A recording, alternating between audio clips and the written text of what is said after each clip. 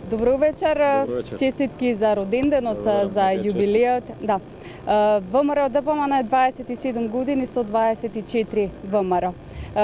Колку сметате партијата во изминативе години самостојна и независна Република Македонија остана верна на идеалите на историското ВМРО, ни сите премрежија кои што помина и Републиката и партијата?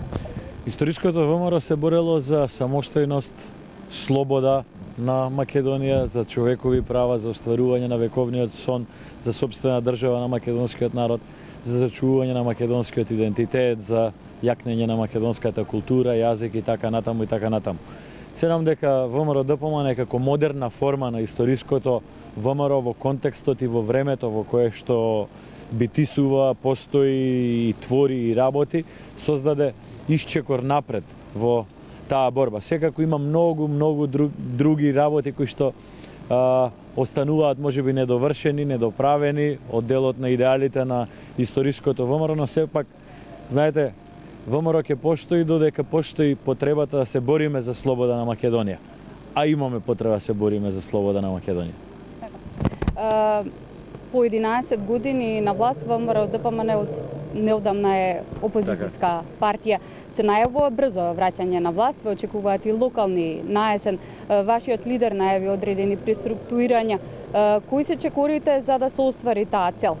ВМРО ДПМН наскоро повторно да биде владеачка партија. Видете, тоа што во моментот се наоѓаме во опозиција не е плод на волјата на граѓаните на Македонија, туку е плод на волјата на задкулисни, би рекол, на зелена маса игри помеѓу политичките партии, уцени, притисоци и така натаму и така натаму.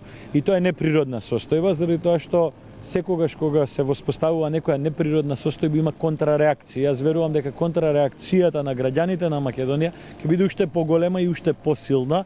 Следниот пат на локални избори се надева можеби заедно и со нови парламентарни избори или нови парламентарни избори кои што ќе бидат многу наскоро после локалните избори, заради тоа што проектите кои што се направија, патиштата кои што се изградија, фабриките кои што се отворија, инвестициите во енергетиката, новите градинки, новите училишта, новите спортски сали, реконструкциите во болниците, секој дневно беа дел од животот на граѓаните на Република Македонија. Секако имаше и пропусти, имаше и работи кои што ВМРО ДПМН е должна да ги погледне, да ги види, да ги санира, да ги промени во делот на утврдување можеби некогаш на приоритети во реализација на политиките, можеби некогаш во делот на кадровата политика.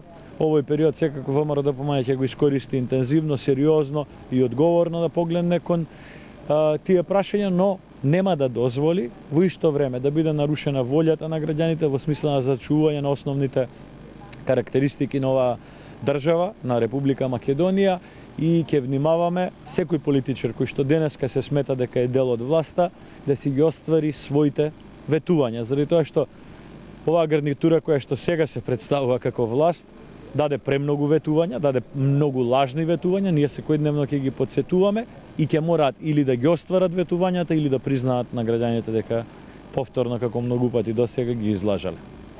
Имамски ви благодарам за гостувањето и разговорот и се надевам дека уште многу години ќе прославуваме. Ви благодарам многу. Нека честите уште еднаш.